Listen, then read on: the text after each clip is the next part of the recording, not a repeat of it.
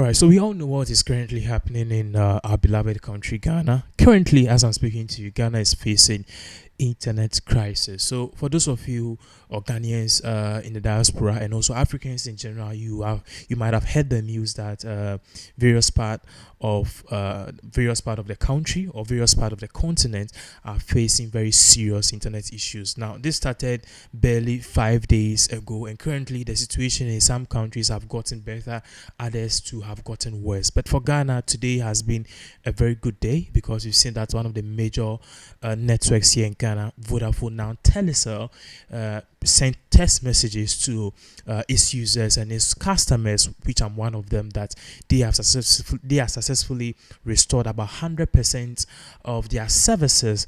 Even though there'll be one or two disruptions here and there, they are very positive that this is a step in the right direction. But for MTN, up until the whole of this morning, the network was down. Various sites were not accessible. Basically, the same situation, just like what was really happening just the first day of all of this whole issue, or all of this whole internet debacle. So, but currently, there is an update because Ghana have come up with a news, or Ghana have come up with a new statement. This is coming from the Minister of Communications, and the name of this particular minister is Madam Elon, and she has stated that very soon there is going to be a good news. Now, recall, before the start of this particular whole issue, or when this issue first came up, we were of the view, I even said it on this particular platform, that it's high time African countries like Ghana, Nigeria and co, we start having alternative, not just alternative, but also start building our own networks. And it seems this one or this particular message might have fell on good ears, because when the Minister of Communications here in Ghana was summoned to Parliament to answer questions as to why all the internet services in Ghana are basically down and how come we don't have any alternative. So if one day we should get up and MTN Vodafone is off, does it mean that Ghana is going to stay in limbo? Ghana is going to have any internet services?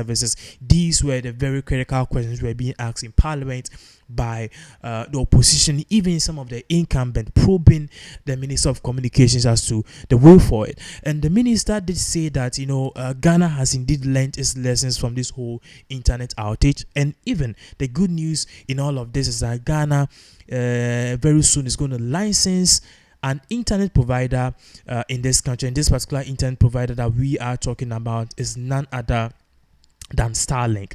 Now, last year, a report did came out that StarLink was in the process of organizing or setting up in Ghana, and this was quickly trashed out by the Ministry of Communications. According to them, they are saying that StarLink did not secure the necessary permit to organize or operate in Ghana, and if they did contrary to the rules or regulations of Ghana, they will be taken on perhaps in court, or they could be sanctioned in Ghana and even taken to the international court, where cases between foreign companies and even a particular country are dealt with. So that was pretty much tense. But after this situation, we believe that the Ministry of Communications have learned their lesson, that not making these networks a monopoly and allowing foreign investors to come in with their own network, kind of keep their balance and kind of even put in an exclusivity, and also a situation whereby we can have various options and alternatives. Now, this is coming from TV3. They posted this not too long ago. Let's put this on the screens. It says here, let me just quickly enlarge it on the screens for viewers who are watching this to kind of follow the trend or the thread here. So it says the government of Ghana to license StarLink to operate in Ghana, and this is coming from the Minister of Communications here in Ghana, Elon. So now going up, it says the Minister of Communications, Elon, has indicated to Parliament that government is rolling out a program to license additional satellite internet service providers to deal with the disruption to internet services in the country. Now, recall, Ghana had a lot of options. We had Busy, we had Surfline, but all of these were through various means and various tactical means oystered from their positions. Now we don't have Surfline again. We don't have even Busy internet operating. All we have is the old network changing or rebranding to something new. Now, it further went on to say, it said she indicated that global satellite internet service provider StarLink is in the process of being licensed to operate in Ghana. Again, briefing Parliament on the issue of internet disruptions, Eslohusu said it will take a minimum of 5 weeks for the damaged undersea cables causing the outage to be fixed. StarLink she again indicated that StarLink is in the process of being licensed and other operators are being encouraged to land in Ghana. We must also invest in operationalizing RASCOM, that's the Regional African Satellite Company, instead of each country going at it alone. All network operators must arrange and implement alternate routes to restore phone services as they are currently doing.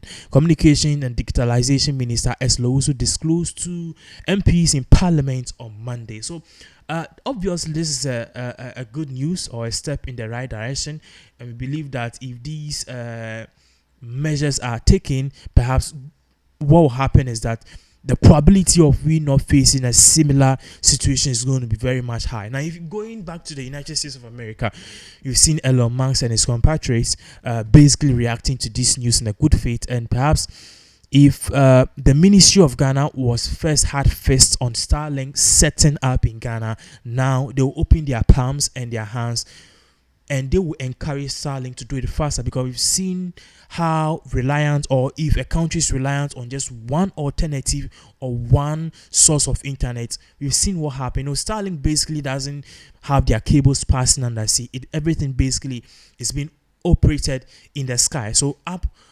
on the Earth orbit, up on the Earth orbit, we see this kind of network operating, and so in terms of this whole undersea or seabed shifting, it's not really going to affect them. There is a catch to using Starlink though, or there is perhaps a downfall to using Starlink, which is if if it is raining or if it is cloudy or anything, you could get no internet or perhaps low bandwidth. So that is it, but then that is better, because what we know is that it doesn't rain all day.